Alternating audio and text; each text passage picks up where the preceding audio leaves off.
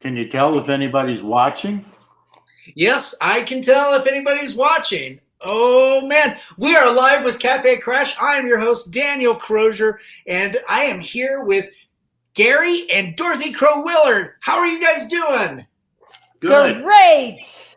Excellent. It's been a while. I remember, some 20 years ago, maybe carving. It was actually my first big wood carving project, and it was in your backyard. All those totem poles and a relief. Yes, unfortunately, some of them are gone by the wayside. We've got like 3 panels of it, and we have both of the totems. So Yep, we brought the totems up here when we moved. Nice. Yeah, you guys are in evergreen now. Right. That's so cool. Gary, Dorothy, you both have these fantastic creative backstories. Dorothy, you're a violinist, and Gary, you do stage acting and singing, right? Right. I started out as an opera singer, but at some point I decided I wasn't going to make it as an opera singer. Well, tell us a little bit, because off camera you were telling me about how you got into singing. That you were working to be a stagehand. Right. I was going to be a lighting guy. That was my thing. I was a theater major with emphasis on technical stuff. Yeah. And I was painting sets. That was my work study, creating sets and that kind of stuff. But I was working backstage on an opera, and we go out drinking after, believe it or not. maybe the drinking age was 18 back then. I think you're right. I can't remember. There was some point, I think, where it switched. Yeah. But 18, we were drinking in any case, and singing, and one of the opera majors said, "Oh, you should sing for Dr. Shield. You've got quite a good voice." And I sang for Dr. Shield, and he said, "I haven't heard a bass like that in 20 years." And who was Dr. Shield? Dr. Shield was the head of the vocal department. Where at? SUNY Fredonia, State University of New York at Fredonia. There are probably 2 major music schools in the SUNY system. Mm-hmm. One is Fredonia, and the other is Potsdam. Okay. And actually, I was from a town that was only 10 miles from Potsdam, but I had no idea, no interest in being anywhere near home. Yeah. I wanted to get as far away as possible. I don't blame you. When you're young, you want to go and explore the world. And back then, I think tuition, it was a state school. I think tuition might have been all of $200 to $500 a year.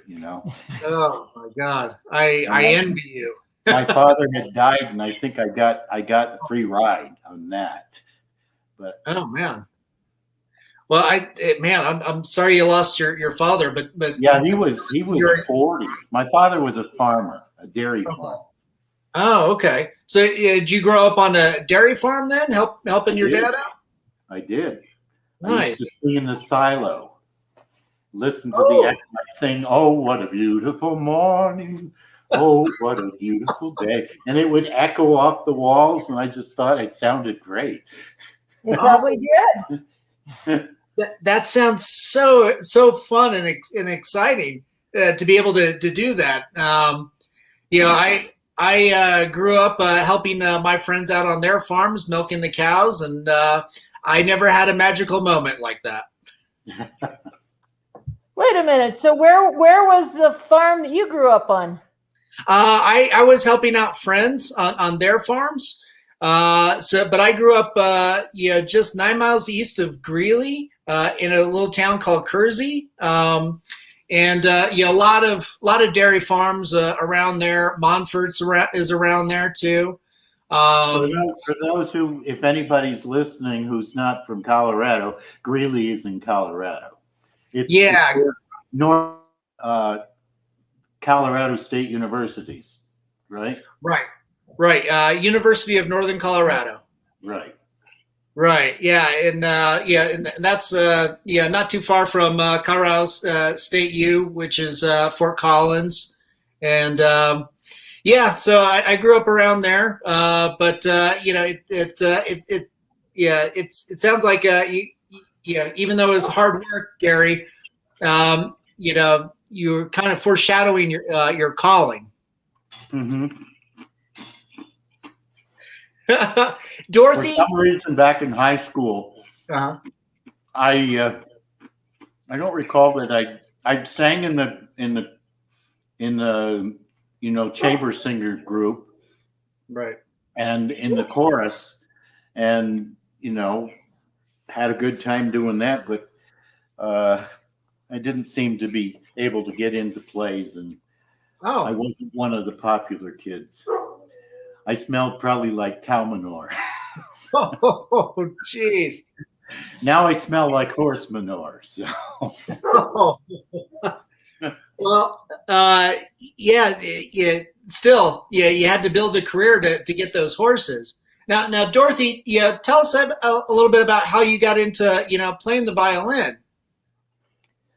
Well, I grew up in Boulder. I started taking piano when I was about 5.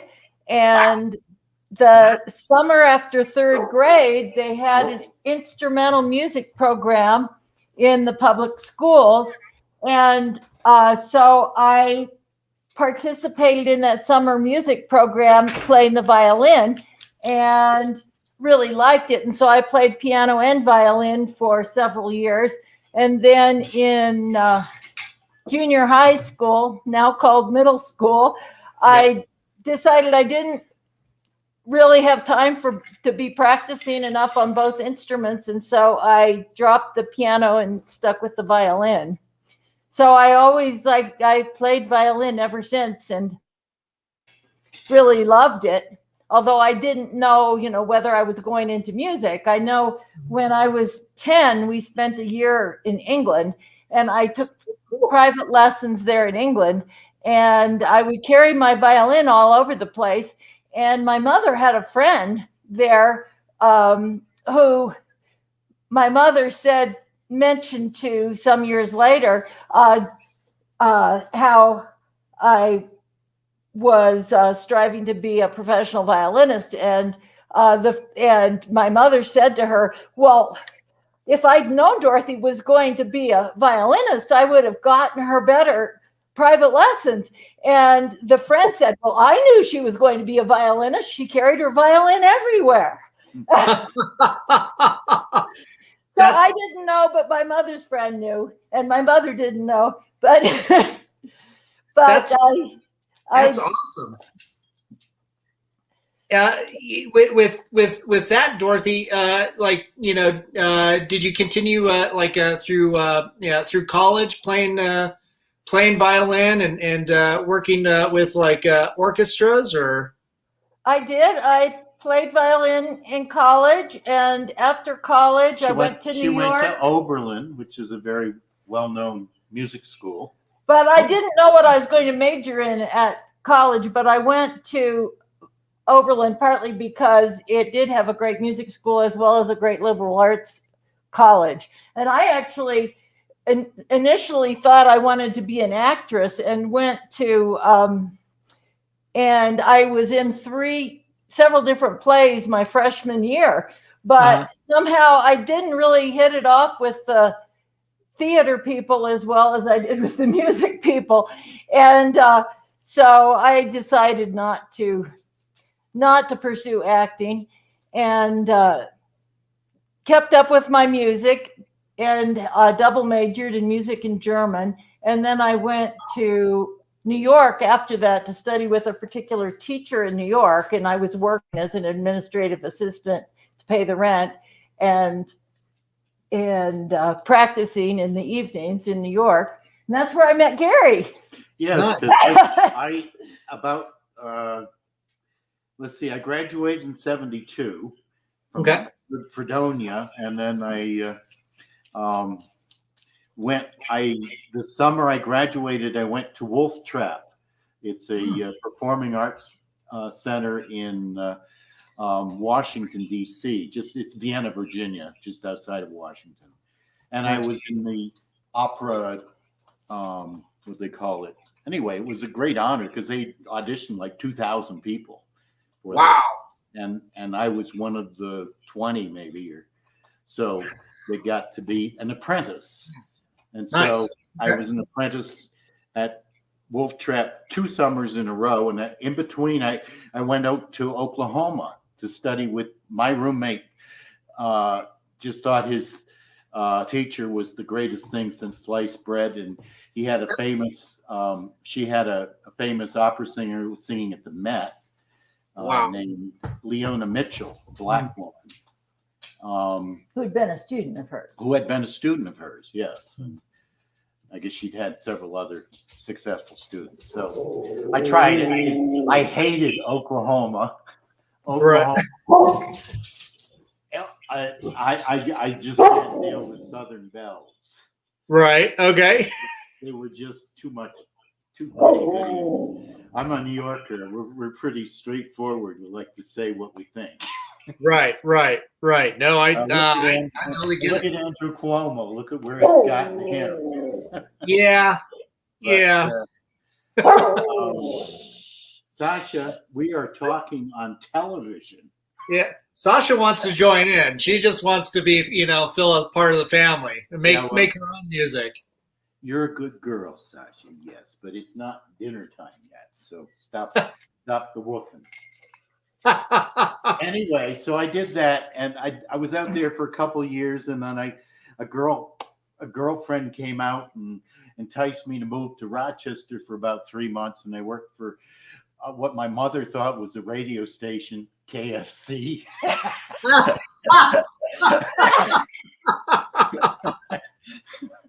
Home of the Colonel. Oh, man.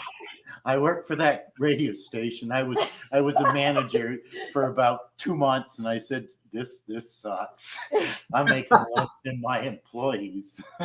Oh, jeez. Minimum wage at that time was probably $3.50 an hour. Wow. Maybe I was making $6 an hour, but I was working 20 long hours. So, jeez. they didn't have to pay me overtime because I was a manager.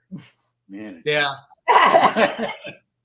that didn't last too long. You moved on shortly after that? I went, for some reason, that girlfriend wouldn't call me back at some point. So I don't know what I did to offend her. But did you smell like KFC? It could have been. It was right. Her father was a ballet dancer. She was an opera singer. Her father was a ballet dancer. And wow. Her mother was a ballet dancer. And I had Thanksgiving with them, and the father and mother got in a big fight. And he threw a champagne glass at her. It was very dramatic. Maybe she was just totally embarrassed by her parents. I don't know. But she wouldn't return my call. So I said, well, it's time to go to New York. Yeah. So I went probably in November to New York City. Mm-hmm. And met Dorothy probably 2 weeks after I got there. I moved in with a flutist who had a piano, which was perfect, except she had two little boys one was suicidal, and they lived on the 20th, 39th floor. 39th floor of a high-rise rent-controlled building in was 139. Maybe you remember 139. Oh, that could be. It was, but it was in Harlem on Riverside Drive, or off of Riverside Drive. It was nice building. Nice. And that I moved into the Ansonia Hotel, which was a very famous single occupancy residence Yeah. For musicians. For and musicians. Actors. And actors, yes. I think. Did you run into Dorothy there then, or? No, I'd run into her before that. That's part of the reason. She lived like 2 blocks from there. From the Einsonia. Oh, nice. On 75th, and this was on 72nd. So, and just off of Broadway, right on Broadway. No, we met at the flute player's place when Gary had was living there. And I had a rehearsal playing chamber music with the flutist. And so that's where he met me. And then actually just a couple of weeks later, we went and had a soiree in the Bronx where I played with the flutist and a couple of other musicians in a flute quartet. And I played Mendelssohn Concerto, and Gary sang some arias. And I think that I probably took the subway up there, but we all rode back to Manhattan. And you had to sit on my lap, didn't you? I did. We rode back to Manhattan in the flutist's little Rabbit, and I had taught her how to drive stick shift. And we were singing Gilbert and Sullivan wildly on the way back. And so about a month later, he got up the courage to. I called her and she didn't know who it was. You need to sing to her, then she'll know. Well, I probably did jog her memory by remember that flute thing and you sat on my lap. Oh, you. Yeah, I remember. Oh yeah, that was a really bony lap too, buddy. She was going out with like 3 guys at the time. So. Oh wow. It was tough. Dorothy, you sound like you were very popular. You maybe not in with the theater crowd, but certainly everybody else. Well, not really. Not until I got to New York. New York must have inspired me. Well, there are a lot of people there, so. That's right. Well, New York is a really happening place. It's been about 10 years since I've been there, but you guys were there in the 70s, right? We were there like 74 to 77. We moved to New Haven in 77 because I got into Yale, into their voice program. There were probably tons of people that auditioned, and they only took 5 people that year. Oh my gosh! And so I was one of the ones that got chosen, and I got to study with Phyllis Curtin, who had sung at the Met and City Opera, and was a very well-known teacher and singer. And Dorothy went to Hart in Hartford. It's a Hart School of Music, which is part of the University of Hartford, I think. Well, you better get that. That was a Master of Violin Performance I got there. Yeah, that's probably the best. So anyway, can you go around the corner? Hello, is this Gary? The vet's name is Gary too. Oh, nice. Well, that makes it easier, right? Pardon me? That makes it easier. I guess. Yeah, you can call all the Garys to dinner all at once. Anyway, where did I leave off? Dorothy was going to Hartford. Right. So she went to Hart, and I went to Yale, and then we freelanced after we got out, and I was the first one to decide that I wasn't going to make it as an opera singer. I had problems with my high notes. Okay. And even as a bass, I was a bass. And that was the best part of my voice, the low part. Yeah. To sing high notes, I just didn't figure that out until I was 45. Oh, geez. But to be an opera singer, you really need to, be able to have that. A long range. You need to be able to sing That range. From a low E or F up to a high F. Okay. Above, and I was struggling at middle C.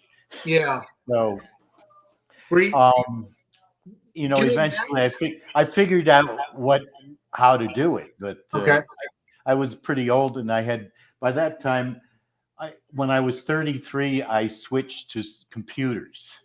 Oh, okay. Besides programming, and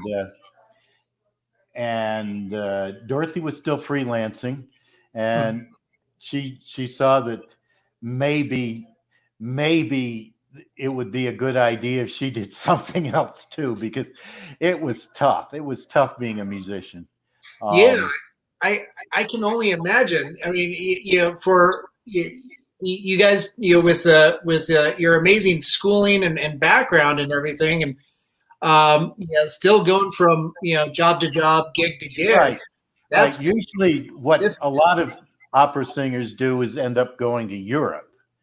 And I really didn't have any interest in doing that, especially since I technically didn't feel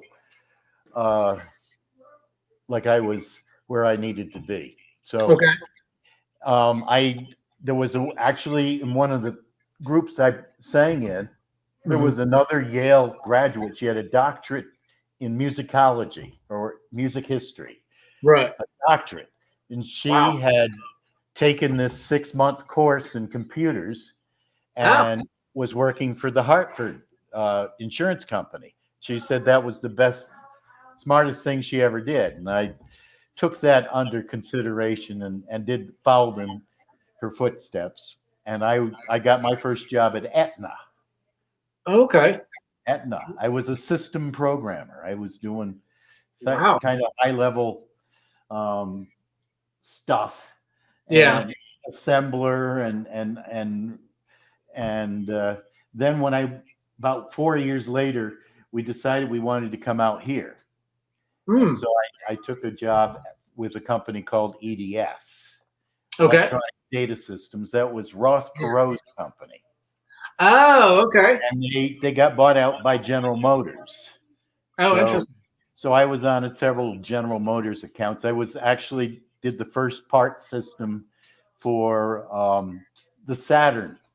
And I got to go out to Spring Hill, Tennessee, and see the plant while it was still being built. And so I did that for 17 years and did my music on the side. But Dorothy, after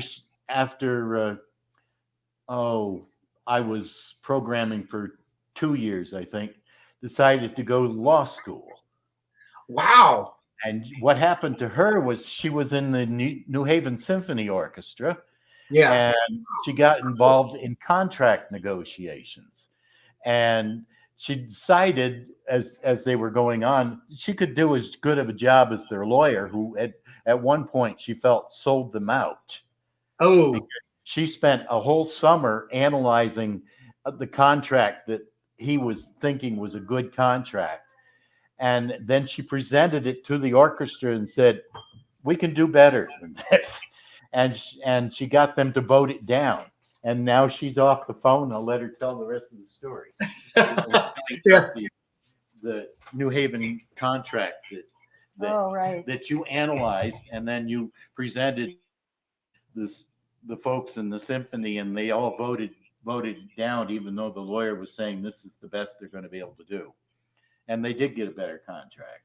We did. Nice. We opened negotiations and got a better contract. But I don't know where you started. Did you start back where they?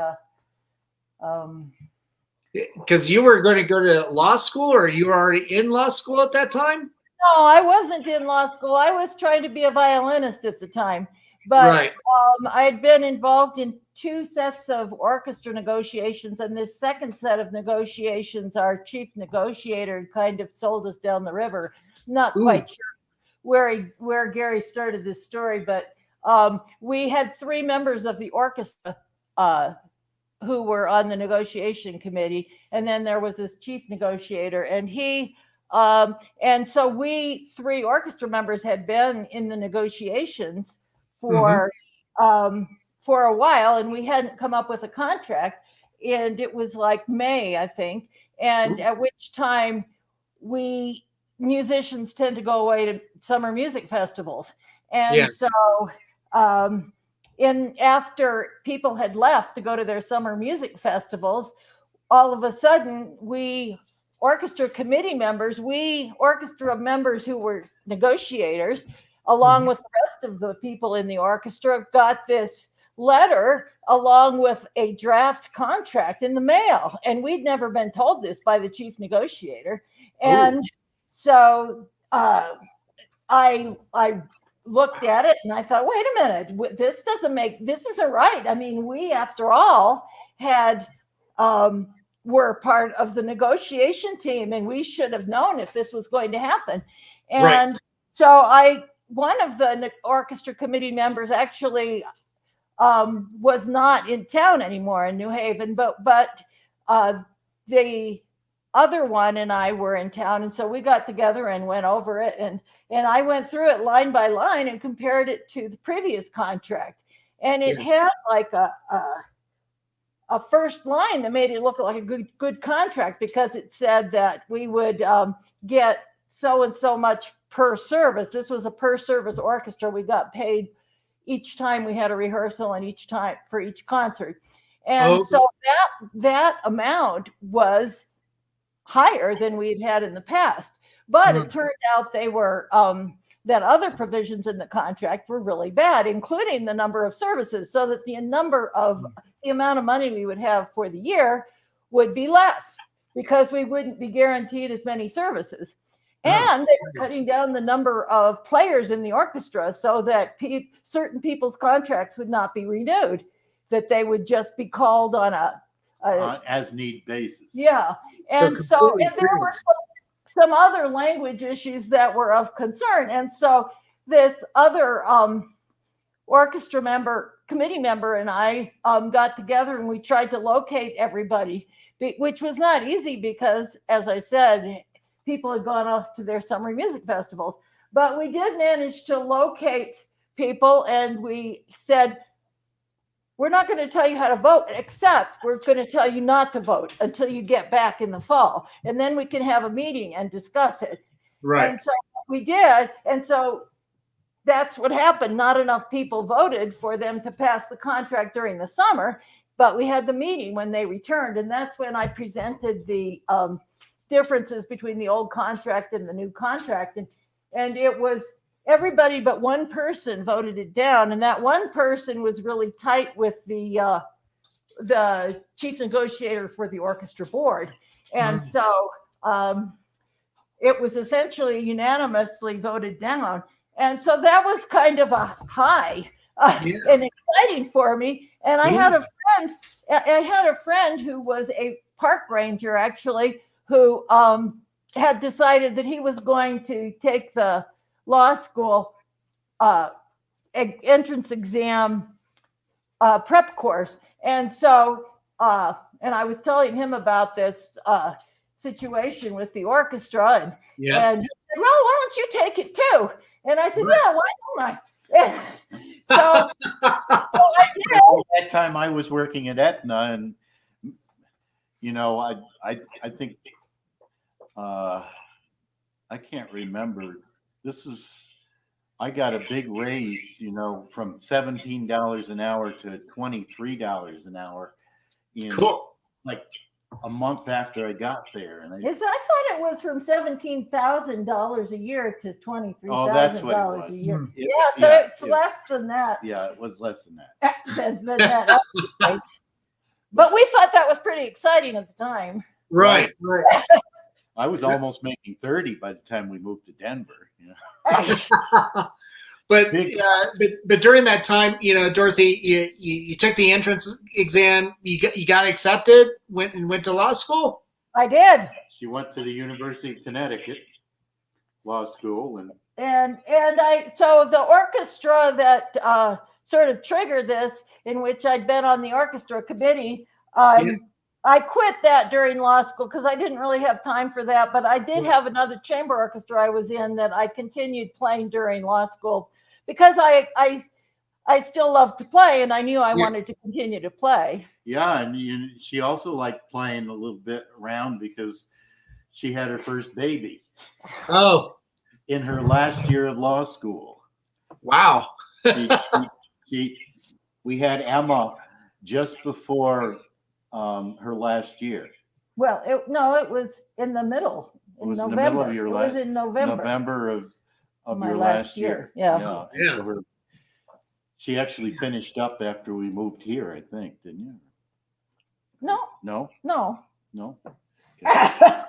No, you finished up out there. After we moved here. Yeah, after we moved here, well, we decided that Connecticut was way out of our price range for getting a house. Right. It was ungodly expensive, as are either coast. Yeah. Still. Right. So Dorothy had grown up in Boulder, and so she decided that, or we decided we'd come out many times to go skiing, oftentimes on her parents' dime. Right. Well, they wanted to see you guys. They wanted to see especially now you had a grandkid too, or they had a grandkid. Right. Well, so we decided that if either one of us got a job in Colorado, we would move. Right. And as it turned out, we both got jobs in Yeah, Colorado. I got a job Awesome. at EBS, and she clerked for the Janice Davidson. Janice Joplin. Janice Joplin. Yeah. No. I think she was dead. Maybe the Anyway. estate. I don't know. The woman she clerked for ended up being the Chief Justice of the Colorado Court of Appeals. Court of Appeals. So, Oh, fantastic! Wow. and Man. she was a tough lady to work for, Yeah. but anyway, so we did for the time that we were. I worked as a programmer from. Oh, go away. Was Gary going to call back? No, I arranged. Okay. He's coming. Gary too. Another Gary. The other Gary. Yeah. Yeah. I did that for 25 years. I Wow. started in 88 and finished up in 2009, I think, or 08. 2008. Nice. But Yes, because I was the last one on and the first one off on at Verizon. The last job I had was with Verizon. EDS sort of folded. Yeah. They farmed some people out to Hewlett Packard, and I took an early buyout, and then was 1 year working for Verizon, and then I said, I don't want to do this anymore. I want to get back into music. Yeah. Yeah. Well, back into theater and music, which is my original love. Yeah. Hey, And Gary, so- that whole time though, you've been still doing auditions and doing.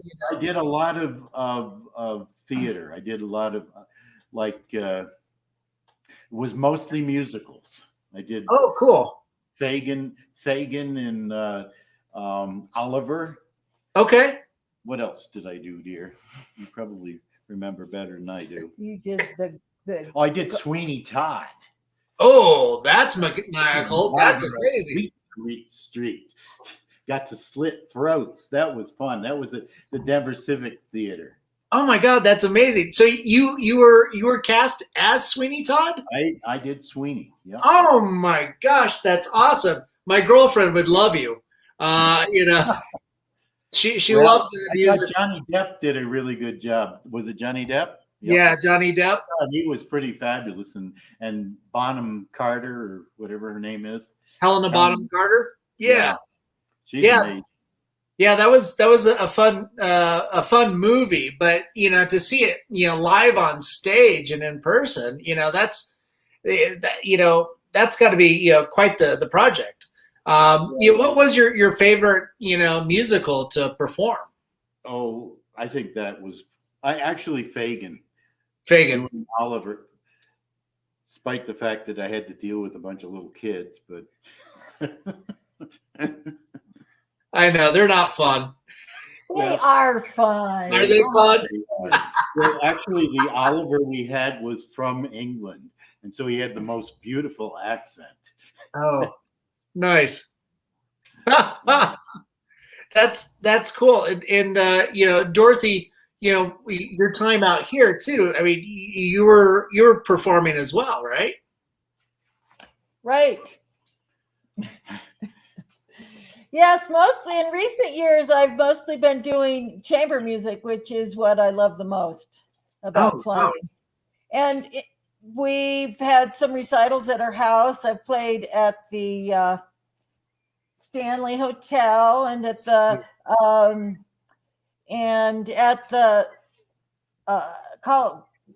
the chamber music series at the libraries in Denver. Oh, cool. And also I was concertmaster of the Centennial Philharmonic for about 15 years, something like that. That was which an was orchestra. It was Denver's community orchestra. It was originally The Brico Symphony. Well, actually, it was originally the Denver Business and Professional Men's Orchestra. And then Antonia Brico, who was a quite legend in her own right as a woman conductor in the mid 20th century. She took over conducting that orchestra, and she changed the name to the Brico Symphony. Conductors, they don't have egos or anything. No, clearly not. Yeah. So then she changed. So she changed the name to the Brico Symphony, and then it was, I'm not sure who took over directly from Brico, but at some point, Julius Glyangautz, a Russian conductor, took over. He was the conductor when I became concertmaster, and at that time, You like Dorothy because she's fiery and she played like a Russian. At that time, it was called the Denver Philharmonic, as contrasted to the Denver Symphony, which was the professional orchestra in Denver. But then the name got changed at some point, probably in order to avoid the confusion between the Philharmonic and the Symphony, to the Centennial Philharmonic. But the symphony became the Colorado Symphony. Right. Yeah, the symphony then. Well, the symphony got locked out. Interestingly, with the negotiations that I got started in law school with, we actually didn't get locked out, but in New Haven. But the Denver Symphony musicians did get locked out. And so then it emerged from that lockout and became the Colorado Symphony, with a different type of structure in which there were, in fact, musicians on the board. Previously, there were not, and now there are. So the Colorado Symphony continues in that format, which I have not been a member of that, but just sort of a side note as to how the Centennial Philharmonic got its name. But she's still studying. She's taking lessons now with Harumi Rhodes. She's in the Takash string quartet. Yeah, I hadn't been studying for a very long time, but then with the pandemic, I'd been practicing all along, and I would have coaching on chamber music, but I hadn't been taking private lessons. But then I decided that private lessons would be great. When we moved up here, I didn't have as many performing opportunities, and I had more time, at least initially. I don't anymore, but at the time I had more time. And so I thought I'd like to take some lessons. So I had a few lessons with Harumi Rhodes while they were still touring. That the Takash Quartet is a world famous quartet based at CU Boulder. And so I would have lessons about once a month for a few months, and then the pandemic hit, and then I actually was able to have lessons more often via Zoom. Yeah. It turned out, though, she had a connection with Harumi because Harumi's first teacher was also one of Dorothy's favorite teachers in New York City. Right. They both studied with Shirley Gibbons. Right. In fact, that's actually how I happened to contact Harumi. was that our mutual teacher Shirley had passed away, and they were having memorial service for her at Juilliard, where she had taught, and Harumi was on the program as having been someone who had studied with her. And I said, oh, wow, she would be a perfect person to study with, because it wouldn't be as drastic a change in a technical approach. And so I was able to persuade her to give me some lessons, and I'm continuing to have lessons with her, and it's really gratifying. Wow. And the nice thing about her lessons is she's working on a lot of unaccompanied stuff, so it's perfect for COVID. Yeah. Bach suites and partitas. The cello suites are called suites, but the violin ones are called sonatas and partitas. Okay. Yeah. Well, hey, it's news to me. I'm not familiar, with your world, in music and everything. So this has been quite the education for me. I've just pretty much let you guys talk. I love it. It sounds like with COVID, you guys were able to pivot and continue with your lessons. I know, Gary, you've been pretty active and trying to get film and voice work in recent years. Right, but the last year was pretty fallow. Yeah. I did one voiceover for. I have a couple agents. I have an agent who sends me just to senior centers, and another agent where I do commercial and film work for. And hopefully, as I get older, I'll become more valuable. Well, with the senior center, that's something, that's a community of people that really do need, right. that interactive, that connectivity, those performances, keep them, kind of keep them going. Right. I've been working with an actress, and she actually had gone to Juilliard as a dancer in 1952. She started. I was 2 years old. She's 17 years older than me. She's 87. Oh man, she's amazing. That's that she can still remember her lines, although it's harder for her at this point for sure. But right. I gave her a book of short plays. She said, "Oh, I found 4 of them that I think we should work on." Oh, cool. See what happens. What were the plays? I don't know. There's a resource center for seniors, senior plays, and they charge you to perform them. Actually. Oh, okay. They're copyrighted, or right. Word they have royalties. Right. Performance royalties, which is not fair. Yeah.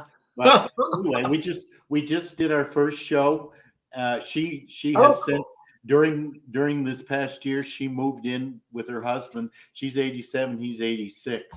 They moved into a senior center called Springbrook, which is on Monaco and Leetsdale, and she talked them into having us, and the audience was 10 feet back, and we both had our shots. Oh, nice. Good. And pretty much everybody, I guess, at their facilities had their shots. So semi-safe. Well, that's good. Last week was our first performance. Oh, cool. So yeah, I take it probably well received. I'm sure people were really happy to see you. She got a lot of people to come out, and good. And it was.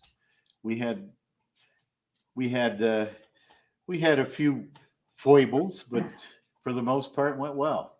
Good. Well, that's awesome. Now that you guys are in Evans with your horses and everything, or I'm sorry, not Evergreen. Sorry, not Evans. When did you move up there? It was a few years ago, right? A couple of years, 3. Well, It was August. I came up here in August of 2018, and Dorothy stayed in the house while we were trying to get it sold with almost no furniture. Oh, dear. And so she moved.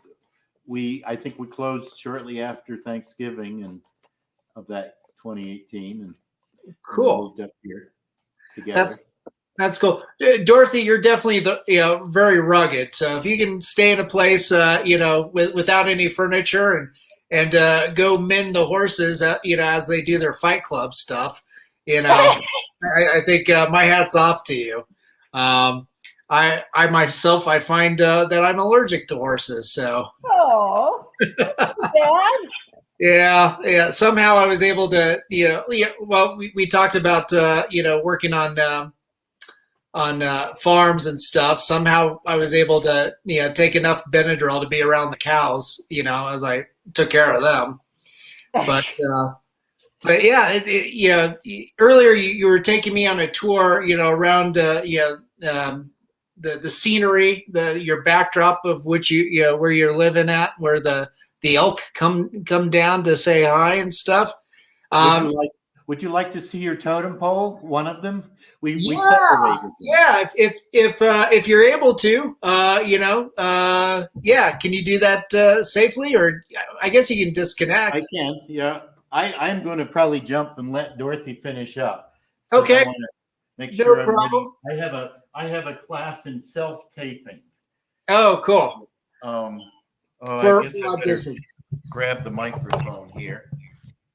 So here we go. Okay. In this stage lighting up here, so that we could do soirees. Oh, that's cool. And we did one recital here, and then COVID interfered. Yeah. Hopefully you'll be able to. Well, you both been vaccinated, right? Well, Dorothy's had one, and because she's all of 9 months younger than I, so it took her a little longer. All right, our lighting out here is we've got bright setting sun. Nice. But let me see if I can. Can you see the totem? Oh, yeah, I can see it. Yeah. Wow, I'm gonna have to. Oh, you know what you're looking for. Nice. I think you know what you're looking for. Here. Yeah, we might lose connection. Oh, because of Wi-Fi. Yeah, but you're right. I can only go so far. Yeah, I can see it. So it'll have to be probably something that I physically come up and visit. After the pandemic. Good. Yeah. And the other one is way down there. You see the telephone pole? The totem. You see the telephone pole between the trees down there? The totem is to the left of it. Wow. No kidding. You can't. We're far enough away. That's probably about a quarter of a mile. Yeah, you might want to beginning of our driveway. Yeah, so I better get in drop the call. Oh, that's cool. Yeah. No, that's awesome. Oh, yeah. Thanks so much for coming on and chatting about. This is how we get called. You're welcome. Let Dorothy finish up. She can wrap up anything that I left out or she left out. Certainly. Got this music stand, and I'm hiding the microphone behind these books. This is not very pretty. Nice. Very strategic. Thanks, Gary. And I've got to go to my self-tape class.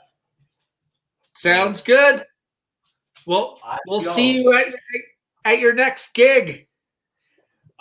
Cool. I hope so. I'm hoping to get on and doing some more stuff. There's an evergreen company. I don't know if they will have gone kaput, but there is an evergreen acting company up here. Oh, good. Evergreen Playhouse or something like that. I've never auditioned for them, but there goes that. Ooh, good catch. Good catch. Man, and I tried tightening it as tight as I can get it.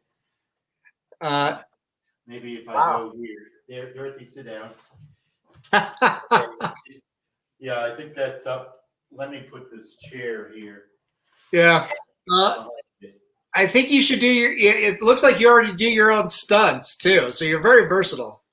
That's right. Oh, Fun. Bye. all right. See you, Gary. Thanks. Wow. Yeah, Dorothy. You guys actually have a very storied life too. As I'm listening to it, it reminds me of like a film that I would have seen, like something like All That Jazz. All of a sudden I'm thinking of like it'd be fun to see like Roy Scheider and maybe Ellen Bernstein play you guys in a romantic comedy of some sort. Well, you are very kind. Well, you make our lives seem more interesting than we think of them as. Right. Well, I think it is. I mean, you guys have done a lot, and you've playing in music and performing on stage, and then switching the career choices and stuff. I think it's absolutely fantastic. And doing like these type of interviews too, for me, I get to learn more about people I know and reconnect with old friends too, and realize, oh wow, everybody's got such a fun and interesting, unique story to tell. So it's always a pleasure for me. Well, it is interesting to talk to different people. It's fascinating. I mean, every life is interesting in itself. Right. Well, how are the kids these days too? Are they also like taking after mom and dad? Singing, dancing, or playing an instrument? Well, sort of. Yeah. Emma, our older daughter, is actually what does she call herself? She calls herself a video producer. Cool. She studied piano for many years, and she still plays piano and keyboard.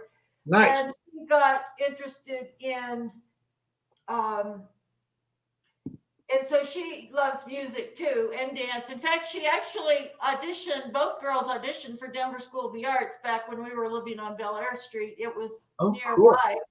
And Emma got into the Denver School of the Arts, but her teacher at the time, who she had for 4th and 5th grade, said to her, well, do you think it is easier to do music and dance as a concentration and do more academics on the side, or do you think it's more possible to do academics as your major focus and do the arts on the side? And of course, it was a loaded question because Emma had the opportunity to go to this pre-International Baccalaureate program for middle school, as well as to Denver School of the Arts.